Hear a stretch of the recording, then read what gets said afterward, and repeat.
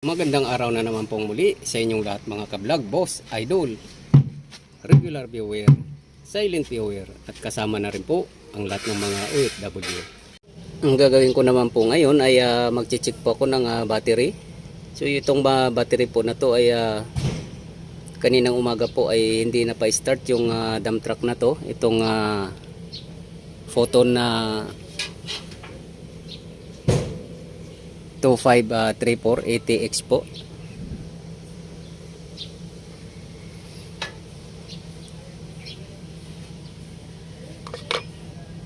At tinry ko na pong chinik tong mga individual battery cell po ay okay naman po siya.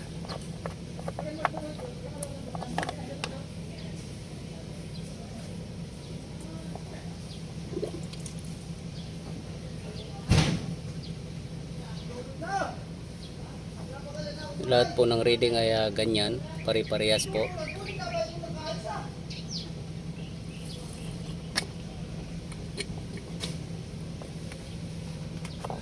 At dito naman po sa kabila.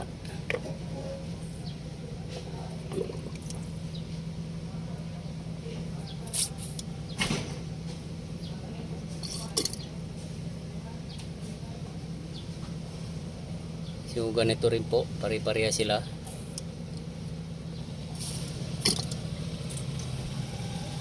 So wala po akong nakita nga may problema dito sa battery cell.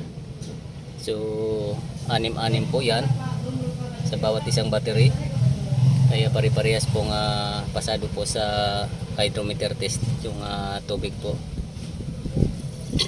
So ibig sabihin po wala po siya naging problema. Karamihan po kasi na sa mga nagmamalfunction po na nahirapan mag-start, kapag nire-ringan ko po ng hydrometer tester na to ay mayroon po isang failed. So yun po talagang magkakaroon po ng hard starting or not starting, engine not starting, pero ito po ay hindi. So yung nakita ko po dito ay dito po sa main switch ay nakakaligtaan pong switch off.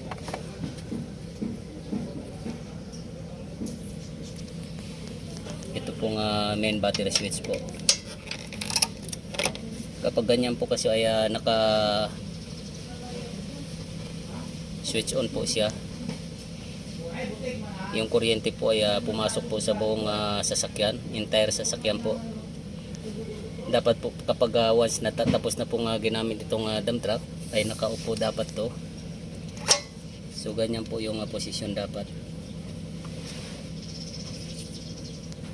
para hindi po magdi-drain yung battery, lalong-lalo na po pag yung battery po ay medyo luma na po. Bawal po na magdamagan pong naka-switch on yan, kasi mayroon pong gumagana po ng mga electronic parts na nagko-consume po ng kuryente habang naka-switch on po itong main battery switch na to.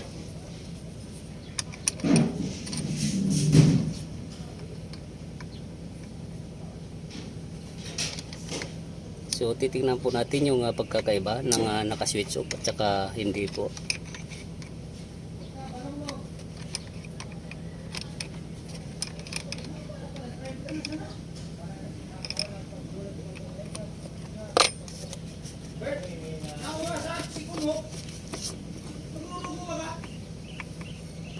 Kung napapansin nyo po, yan naka-switch off po yung battery. So dapat po ay wala pong magko-consume ng mga accessories. So wala po, ibig sabihin wala po. So kapag ganyan pong naka-switch off bago nyo iwanan,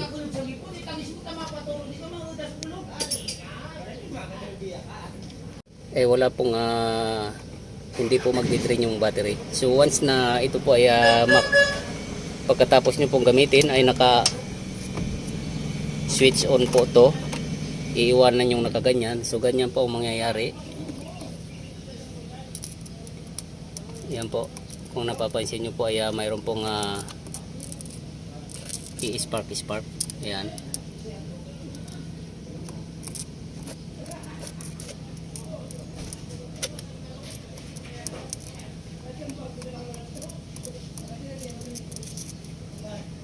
Yan Ayan po, mayroon po siyang spark.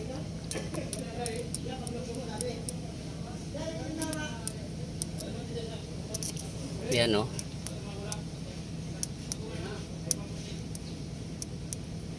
So magdamagan po yan. Kung luma-luma na po yung battery nyo, ay kaya pong hindi na mapa-start yung inyong makina kinabukasan, or kung 2 araw pong nakatambay. Yan. So pinakamaganda po dito,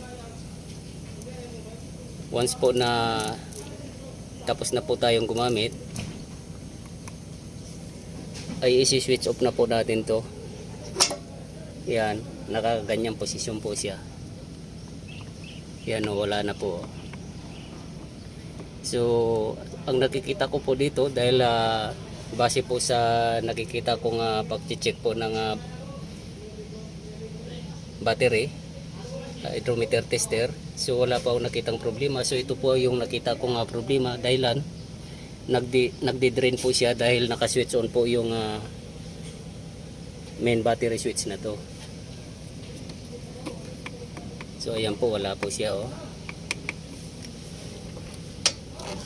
Switch on po natin ulit. So ayan po. So iwasan po natin na naka-switch on lagi yung main battery switch natin, lalong-lalo na po sa mga dump truck or yung mga heavy equipment na mayroon pong main battery switch na yan, para maiwasan po natin na masira kagad yung battery natin. So ito po yung nakita po, kaya nag-hard starting or hindi mapa-under yung dump truck na to pagdating po ng umaga or mga ilang araw, dahil po diyan po sa pinababayaan po yung main battery switch po na naka-on. So ito na lang po yung sasabihin ko, na dapat pong laging naka-switch off yung battery once na